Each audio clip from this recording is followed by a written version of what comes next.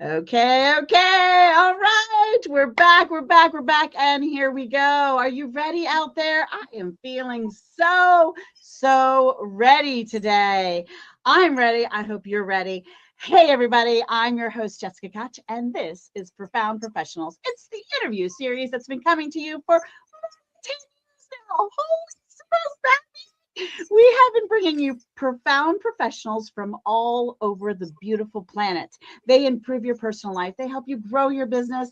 They help you be the best version of you so that you can begin creating legacy now that lasts for hundreds of years to come, both inspirationally as well as generational wealth. Today, we have two amazing gentlemen, and I want you to know I totally didn't plan this. Like, I have a system that allows the universe to reach in and say, all right, this is what's happening today. So today I have David Weale. He is a catalyst for love. And hello, David. How you doing today? Hello, wonderful. Thank you for having me. You feeling all the love? All right. We're hoping you're feeling all the love. Give him some love out there. We want to see some hearts. We want to thank you guys for watching and joining us. And just trust me, this one's going to be a fun one. And we also have, okay, all right. Let's tell it like it is. There are thousands of experts out there who can teach you how to manage your anger, but there are maybe 5, and I'm getting this from the top expert. This is where the information is coming from. Maybe 5 people alive today who can teach you how to eliminate it for good. And I got him here, right here. That's right. I have him right here for you. And that's Dr. Mort. So he's one of them. So welcome, Dr. Mort. Yeah, happy to be here. Thank you. All right, guys, are you ready for this crazy ride? Here we go. I want to know, all right, you know what, Dr. Moore, I adore you. And, you know, if you haven't seen his last show with us, check it out. But I got to know how David is the catalyst of our love. I need to know his journey story. I need to know how you got there. Give us a little bit of your journey and your story. And what kind of clients do you work with who are looking for a love catalyst? Thank you. Great question. I think, my journey has it's been a huge adventure in getting to know myself and getting to love myself. I think first and foremost, a lot of my journey has been about facing my fears. It's been about just continuing to grow and evolve and become the best version of me that I can be. And as soon as I started on that path, it sparked this passion for sharing that with other people. And you know, if I go way back, it started in professional skiing. My whole 20s, I lived in Whistler, BC, and I coach skiing. I help people face their fears and jump off cliffs and learn new tricks, learn how to do backflips and all that kind of stuff, as well as filming, competing myself, until I actually broke my neck in a mountain biking accident when I was 29. And that was where I really opened more to mindfulness and meditation and healing and plant medicine and all these things that are now such a big part of my life. And out of that, you know, as I kept growing and evolving and learning more about myself, so much of who we are and the traumas that we go through, they happen in relationship with other people. They happen through like romantic relationships, but also friendships, our relationships with our families, all these things. And as I started studying that more and more and like growing myself in that realm, it became a real passion of mine, this whole idea of creating more love in the world and creating more love in my world, selfishly at the beginning, like trying to be the best partner that I could, learn about relationships, learn about this idea of seeing relationship as a vehicle for connection with spirit as well. You know, because the people that we call in as partners, they mirror all of the things that we don't like about ourselves. So again, it's been this journey for me of just accepting more and more about myself and learning more and more about myself. And the more that I do, the more it keeps evolving. So what kind of customers come to you? Are they people that feel lost? Because I don't think someone walks in, you know, to the local convenience store and says, you know, I'm feeling like I don't love myself. I'm fresh out of love. Could you do something about that? So like, when do they raise their hand, and what kind of customers are coming to you? Are they feeling frustrated or looking for clarity in life? Like what's something that's happening with them that they say, I need the David in my life? most people that I work with are entrepreneurs, and they've hit a point where they've achieved a lot of success, but either their relationships are suffering, their health is suffering, like they don't have the happiness that they want. Oh, they're They're still like, I not did all the happy. things, I made all the money, but I'm still unhappy. Like, what's going on inside that's not like allowing, I thought if I did all the things, I would be happy, I would feel fulfilled, all these things. And so that's where it usually comes down to, they've sacrificed themselves. They've created a model for their life that's extractive of themselves, essentially. So, working with kind of a regenerative lens, I help them restructure their life, heal the traumas that got them there, and then create a new pattern for their life that actually helps them thrive. All right. And a lot of that is, again, relationship with self, relationship with everyone else in their life, and just, beliefs that it has to be that way as well. Most people that sacrifice themselves to achieve goals believe that there's no other way. So are you working with them one-on-one? Are you working them in group coaching? Are you working with them or is it an online course? Is it, what is it that they're doing when they work with you? I do a lot of one-on-one, and I'm also just launching a community right now, so I can have this accessible to more people, and do some like group coaching, but like drop-in group coaching, kind of weekly check-ins. They get access to me for a lower price point because my one-on-ones not cheap, right? But it's an investment. I'm trying to do important investment in ourselves, obviously, but I want to make it more accessible to more people, as well as just like taking a lot of the things that I'm saying over and over again and turning them into self-study stuff as well. So, but a lot of it's one-on-one, because a lot of my work goes very deep into like subconscious beliefs and reprogramming how our minds work and stuff. So, and then that's all very much a journey. I love that. So where's the best place for them to find you to get the first step into your world with either a discovery call or an email, or where's their next step to go? What, you want to share your website, or how is the best way for them to find you to take the first step in your space? The best place is just to go to the school community, because everything is going to be hosted there. All my courses are there, community's there. I see everyone that comes in still, so I can. How do they find it? What's it called? Magic Makers is the name of the community. So we can share that in the. I'm sure you'll have links that go out with this. That's the community. Magic Makers in school. They just need to search that. They should come up right in school if you put in Magic Makers. Totally. Because we all deserve to make more magic in our lives. And that's right. A lot of that for me comes down to that spiritual connection as well. Like understanding how all that works, so that we can actually create what we want and just let go of the things that aren't helping us, that are getting in the way of us creating that, essentially. That's true. We are creators, and life is magical. Speaking of magical, it's even more magical when you eliminate anger from, I guess I am a believer, Dr. Mort, of, justified anger, and anger having its place, its use, every emotion having a value of some point. So talk to us about and thank you, David, for sharing. We will be back to you for tips, so don't you worry.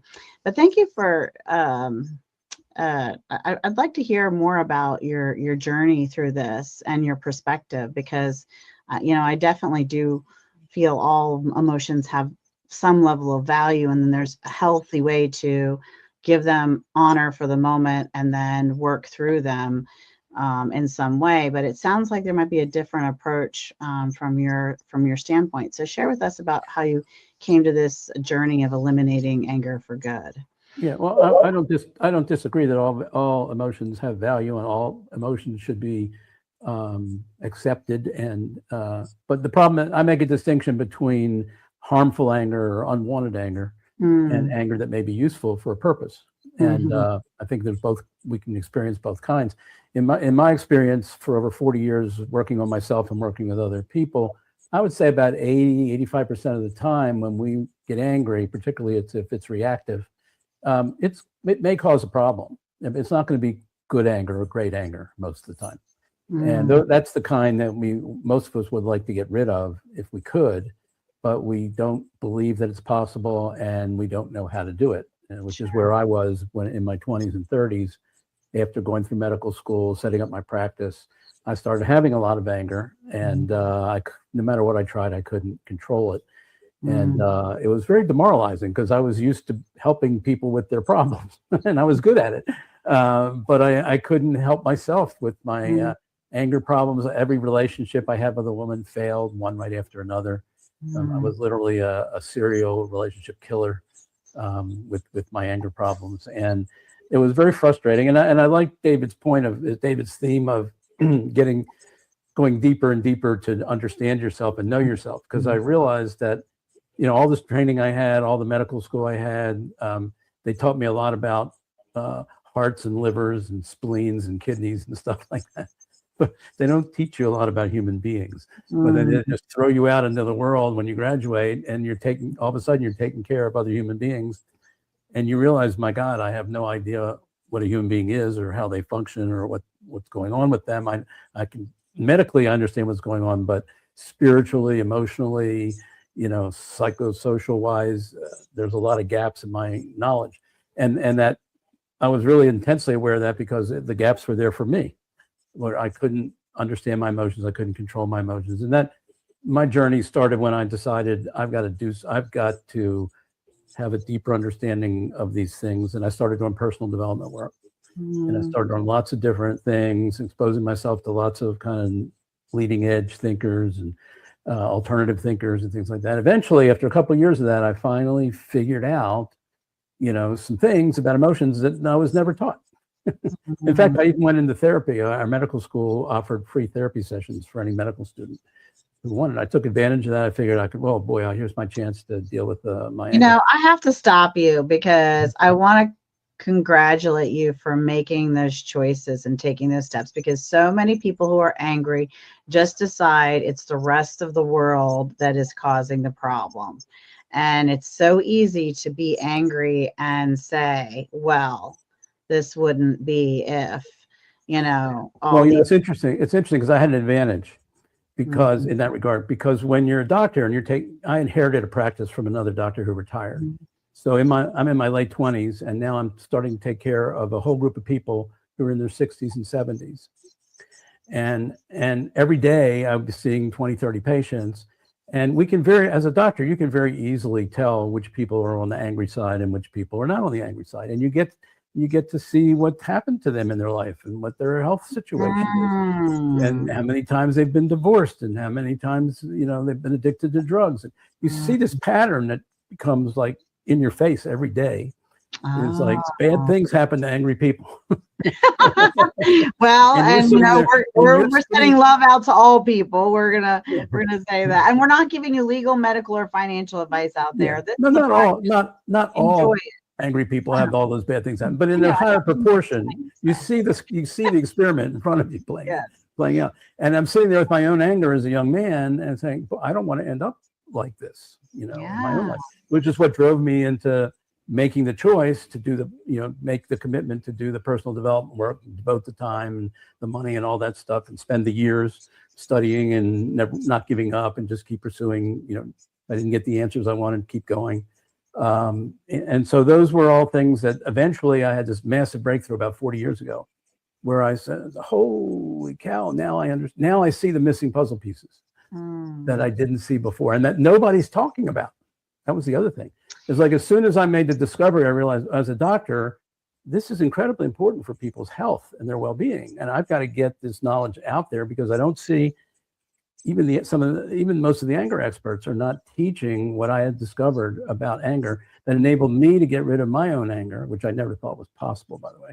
Shocked the hell out of me that I was able to do that.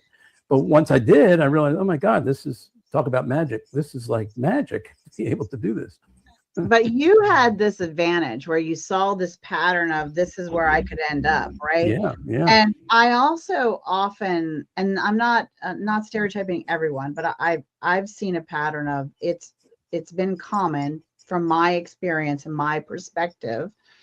So I can say this correctly, because I don't want to get a comment that says, well, that wasn't a true statement. But that often there's a fog where they're not even sure. Not everyone who's angry knows they're angry or knows how to call out for help, or that needs help, or they always say the path to recovery for any challenge that we have in life is, understanding that we have it is like the first step, like acknowledgement of its existence. And being willing to admit that you have it and that it could be damaging. Yeah.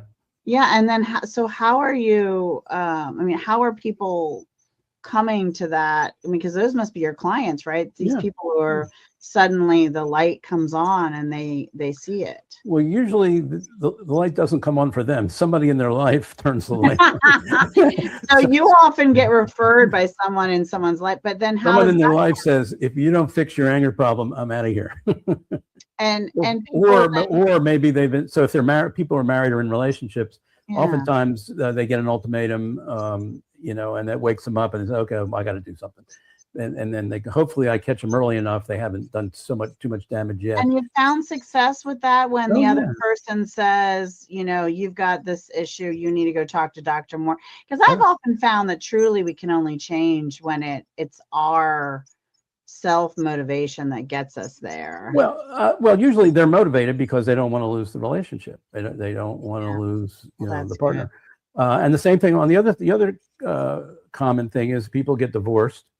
And often they get divorced because they didn't know how to deal with anger in their marriage. And then the divorce is a really anger generating process. So they get all this anger worked up about the process. And then when it's all done, they're left with all this lingering anger about the divorce and about the breakup of the relationship. And they carry that into their next relationship. And it's very poisonous, to having love, finding love after divorce.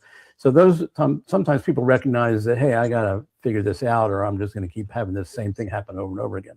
So same question for you. Is it group coaching? Is it one-on-one? Is it a combination of all those things? Currently, I'm just doing one-on-one, but what I do could be very easily done in a group setting if I have enough interest that people want to do it. And their first step and way into you is a website and a discovery call. Is that? Yeah. They can go to my website, docorman.com, DOCORMAN.com. By the way, I have no relationship to Susie Orman, so.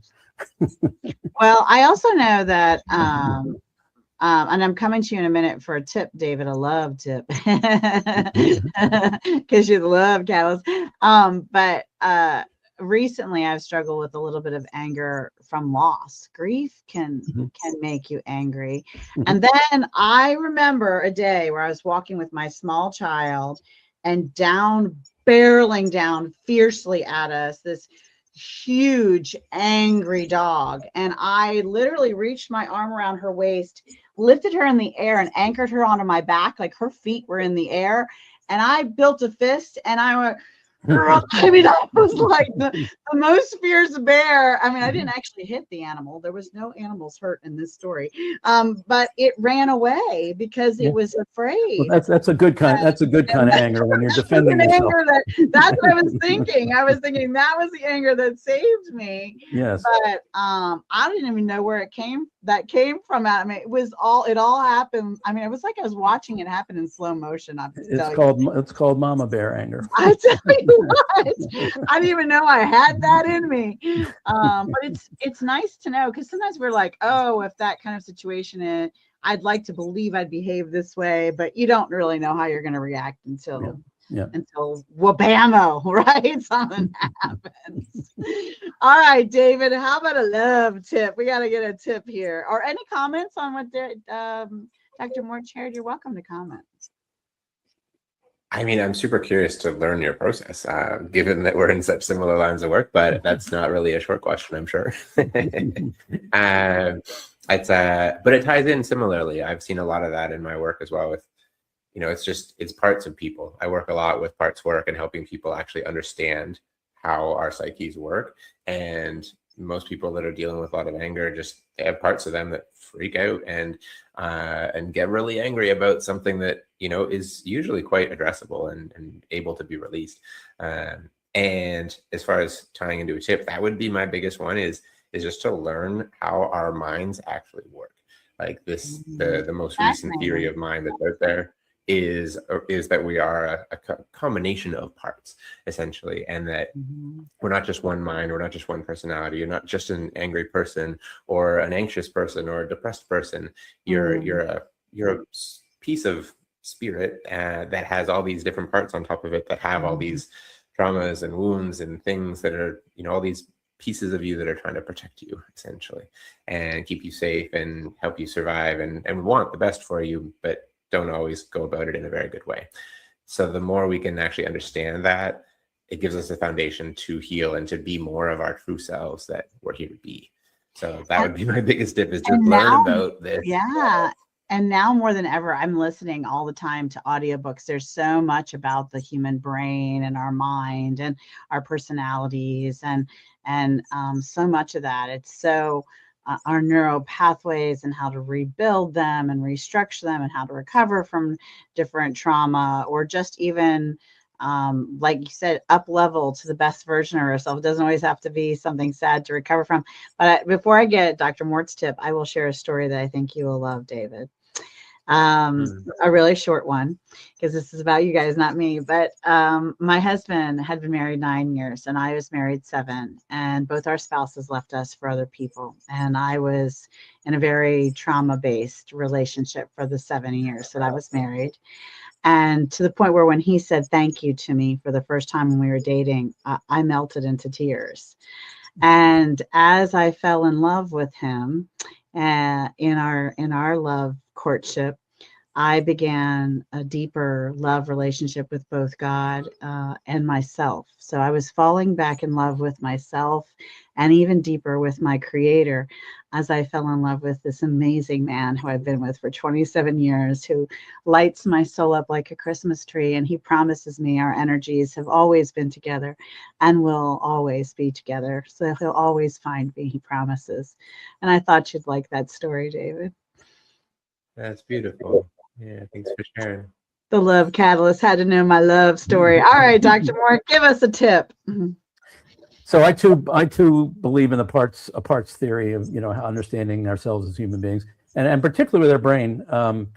There's like 2 brains or 2 capacities in our brain. There's this automatic pilot, automatic reactive, conditioned, way things that our brain does. Instinctual. Yeah. And then there's the part of our brain that can sort of like rise above that and go like, wait a second, let me look at this. Let me decide if I want to go with that, or let me see if what my brain's telling me is true or not true. And we have that other aspect of our brain where we can deal with the reactivity and decide when it's good for us and when it's not good for us, or maybe leading us down a bad path or a mistaken path or something like that. So my first tip is, there's a bunch of myths that we have about anger that keep us stuck and keep us from being able to eliminate anger. What? Mythbusters. Mythbusters, yeah. And the most important one is we've all been sort of conditioned to believe in this external causation theory of anger.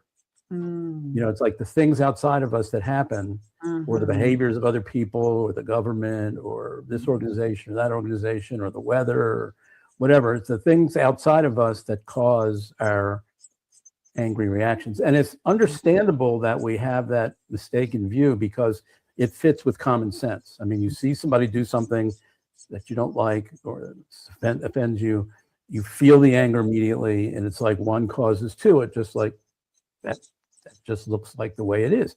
The problem is there's other causes in our brain that are involved that are invisible. We don't see them, but they're there.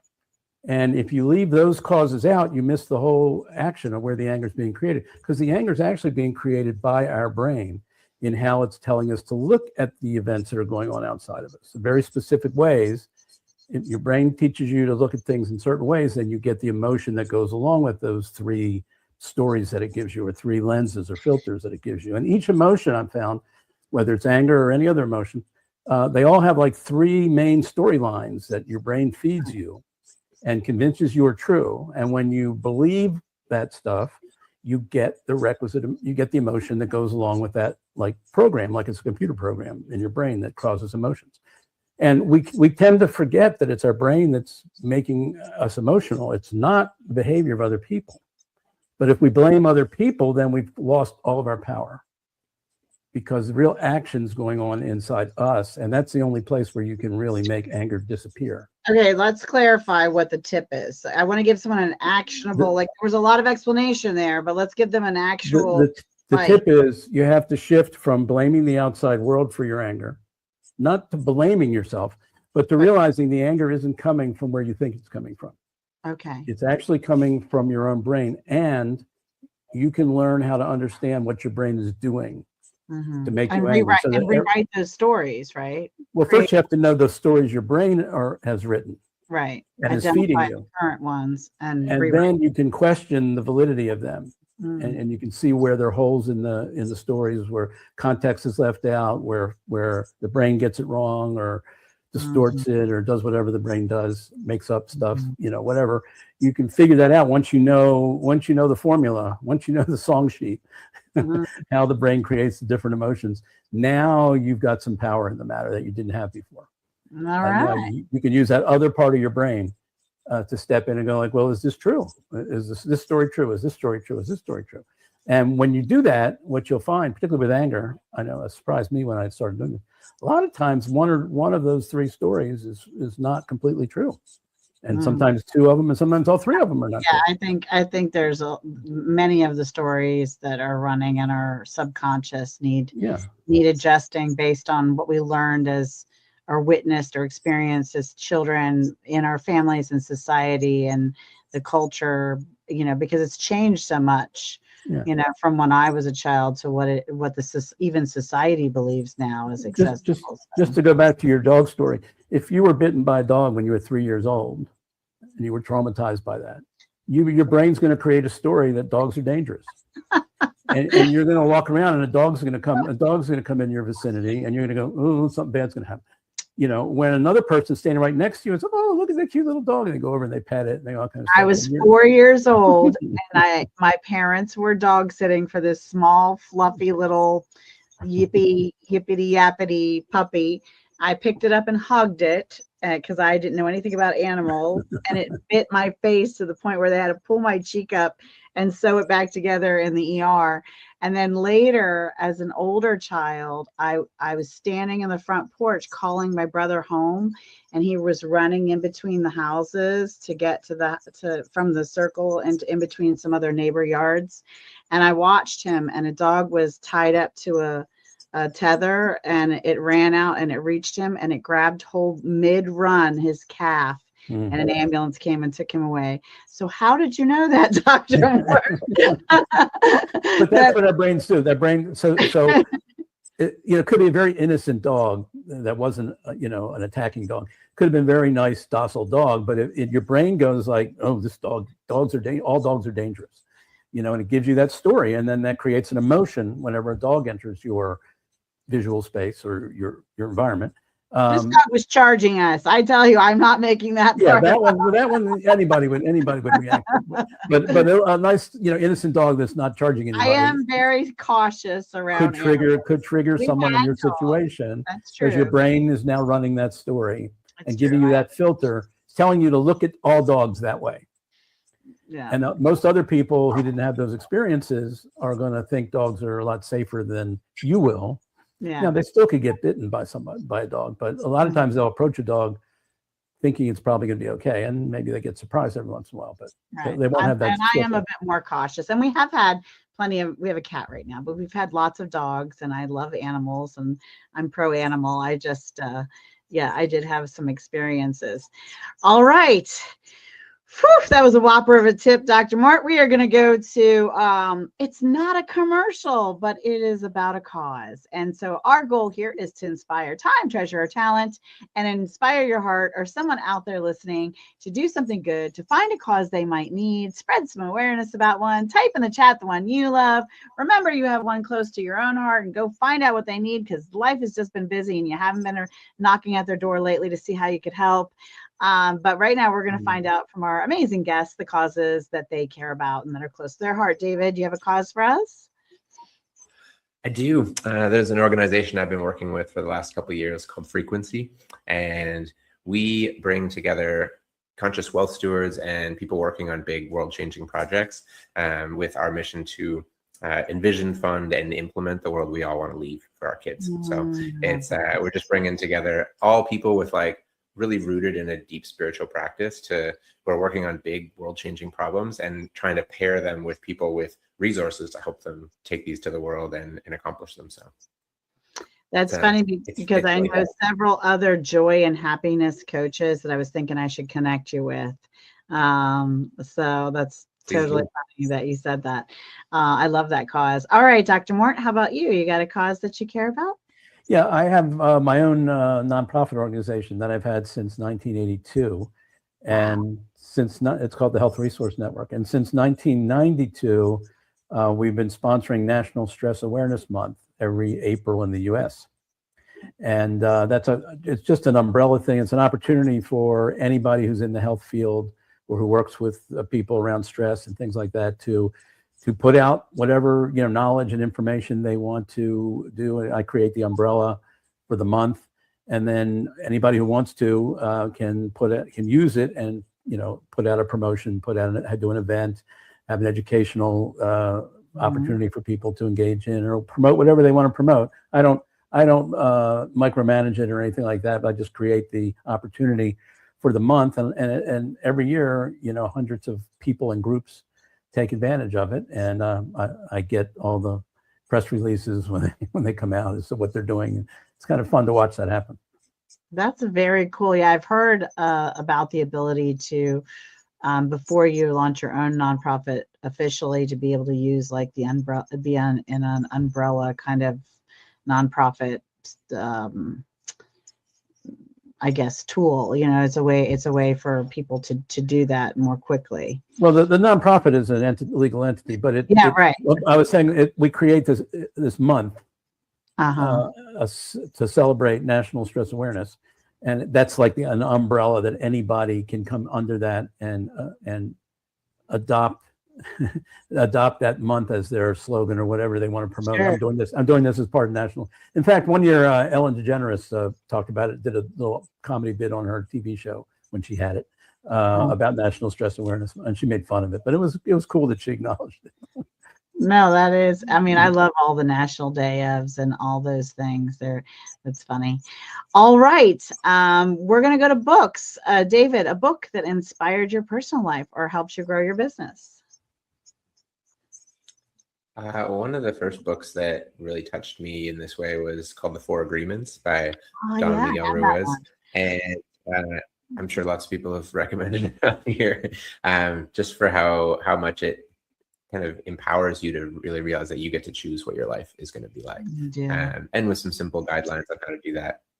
So much so I actually tattooed it on my arm. Wow.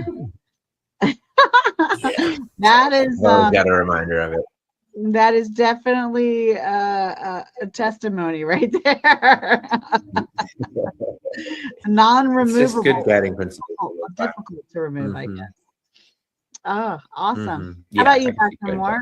A book that inspired you? One of the books I really like came out a couple, maybe 5-7 years ago, called How Emotions Are Made, by Lisa Feldman Barrett, and she's a brain researcher in Boston.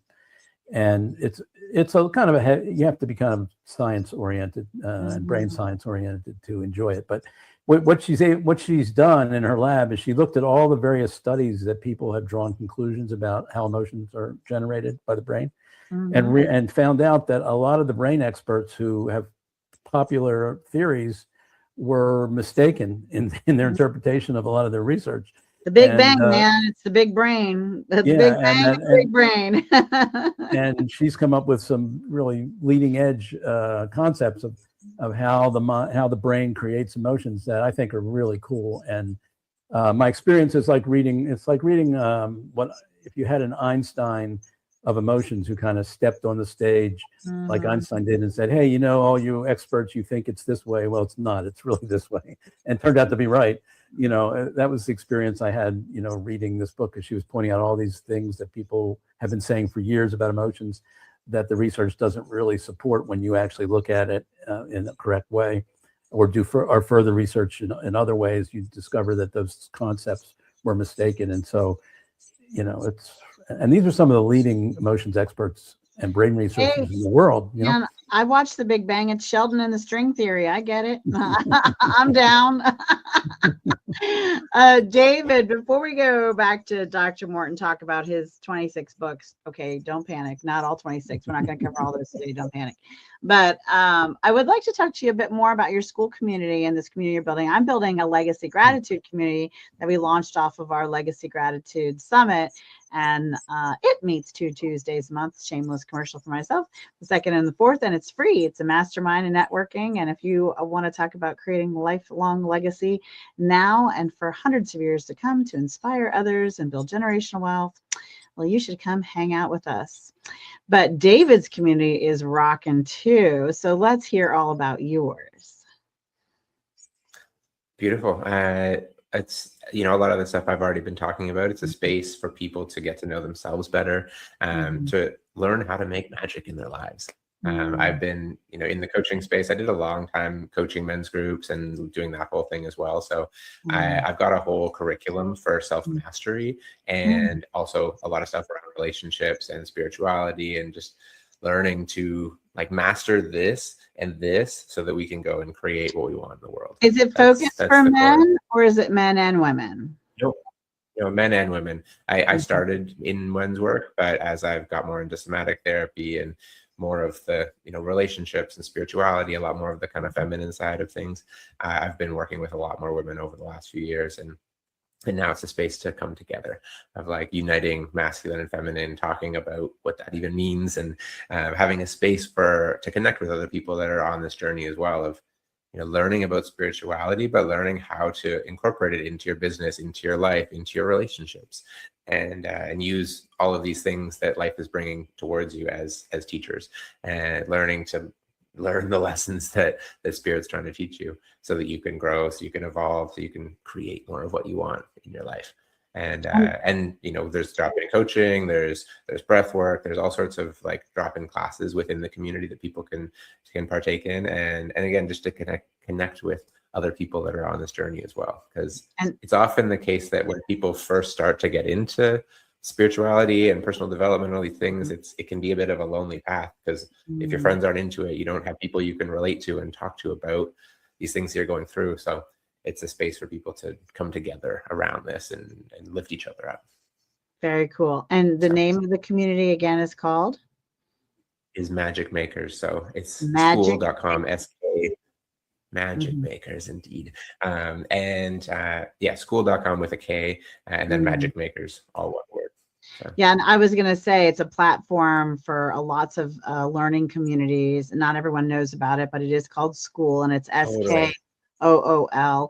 And you would go to that platform or that app, and then you would look up Magic Makers, and you would find David and all his amazing community and friends there. So, exactly. Dr. Mort, are we going to go ahead? Just to plug School for a second, there's a lot of amazing communities on there. Oh, yeah. So once you get in, you can search. There's like all sorts of different interest groups and skills you can learn. It's a really cool community platform. So yeah, it's a neat place to be. I'm in a couple of groups myself, so I'll definitely be coming around to check out yours, David. And Dr. Mort, are all your books on Amazon, or tell us which ones are we going to highlight? Like what's the most of them are on Amazon, and they're about different aspects of dealing with stress, and also several on anger. My best book on anger is my most recent one on anger. It's called Dr. Orman's Life-Changing Anger Cure. And it's a book that my goal is to get that book into the educational system, you know, into middle school, into high school, homeschool, you know, anybody that wants to have a massive transformation in their understanding of human emotions in general and anger in particular. That's what I want to do with that book as a vehicle to get that knowledge out there in the world. It's fascinating. Have you done one for children to help children learn how to deal with and process? I have not done a book for them, but I've worked with children as young as 8 years old to teach them how to understand how their brain creates anger, and they get it right away. It's not complicated. It's just, it's not mysterious. It's invisible. We don't see it. You know, we don't see what their brain does, but so it's simple for people to understand. Yeah, but I think the appropriate level would be like middle school and high school. Mm-hmm. For sure. That's really cool. I'm working in collaboration with an AI community that is actually a community of like 53 plus tools. And in addition, they also have, because the president put out an order for K through 12 to address education with AI. And they built and you'll love this, David, a Magic Kids tool that is, it's called Magic Kids. And in it, it has all tutor based. So they're all not giving answers, but tutor teaching all these different things, everything from the basic subjects you would imagine, but they also have emotional health. They have public speaking, they have entrepreneurship, they have critical thinking, they have, music and art and all these other beautiful things that they're teaching in there. And I think that there may be a great collaboration with you and that community. So I'll have to connect you guys if you're. Please do. Yeah, if you guys are open to that, because they're growing. They're 40,000 subscribers at this point, but that's a good sized community to get some of, things out there into the world, because the world is changing and we need to infuse the changes with as much positivity as possible. When the radio waves first came to the country and everyone was a little bit spooked, and I don't know if we should have a radio in our house and what is going to be coming out of that box. And, it was about getting as many positive sound bites out of that box and into the world as possible, because all things the newspaper and printing and the website and the internet, it all can be used for the power of good or not. And so Jessica, my father was in World War II. He was in the Army World War II, and he was stationed in India, and he became a radar technician. And when the war ended and he came back home, he got an offer to get involved in the television industry, which was just getting off the ground because of his radar background, electronics background. And he passed on it because he figured it was just going to be a passing fad. It wasn't going to turn out to be anything. And he ended up working for a furniture store and then got his own business. But he misread the tea leaves there, I think. You just my thing is, when something new comes, embrace it in a way and discern how can an army of us with good hearts and good missions and good passions and good modalities infuse and take it over and be the heavy and hopefully keep out anything that isn't positive and enhancing the world to be a better place. So, that's my mission, for us to shine the light in all the areas. It has been fantastic. I don't know about you guys, but I think this has been a rockin' show. I've really enjoyed having both of you here, and I think it's just such a brilliant combination. So thank you both for being here today. Thank you. Pleasure to be here. Yeah, it's been fun. I'd love to give you both an opportunity to give a final thought and some inspiration or information as we close. Dr. Mort, what do you have for us? Yeah, I think the most important thing I want to pass on to people is that don't buy into the myth that if you're having anger issues, or if you've been angry even all your life, that you're just stuck with being that way, that you're always going to be that way, because it's not true. If you get the right understanding, the right insights, you definitely can get rid of a lot of the destructive anger that might happen. And the other thing is, a lot of people, I would say, don't wait. If you're in a relationship and you fear that the anger might be causing damage to the relationship, don't wait till you get the ultimatum, because by that time, sometimes the other person has already closed their heart. And no matter what you do, no matter how much improvement you make, they're not going to, get back into the relationship. They're not going to trust that it's going to last. So I see so many people that wait too long before they come to me, and I can help them, maybe for their next relationship. But if the other person that they're with has really closed down and, just won't consider anything, then you've waited too long. So if you know you have an anger issue and you don't want it to damage your relationship, that's the best time to come. Don't wait, to act now. How about you, David? A final thought for us? Yeah, thank you. I would say that from my lens, like what I believe about life is that we're here to be in more connection with spirit. And the main places that I see that, like the path to that, is connecting through ourselves, getting to know ourselves better, going deep, connecting with our hearts, with our gut, with our intuition, connecting with others through relationships, romantic friendships, like being in communion and connection with people, and through nature. So spending time outside in the wilderness, in the ocean. I'm blessed to live in Nosara, Costa Rica, so I get to play in the ocean almost every day and walk barefoot on the ground. And just having that connection with nature helps me stay connected to spirit and be able to serve at the highest level. So just do more of those things, get more in connection with yourself, spend time with other people, and let your guard down, be vulnerable, and spend lots of time in nature as much as possible. I love that. Hey, everybody out there. I am your host, Jessica Koch. This has been another Profound Professionals. I thank you all for watching, sharing, liking, commenting, giving us your thoughts, and sharing the things you care about. And until next time, everybody out there, be kind to yourself and be kind to each other. Bye, everybody. Thank you.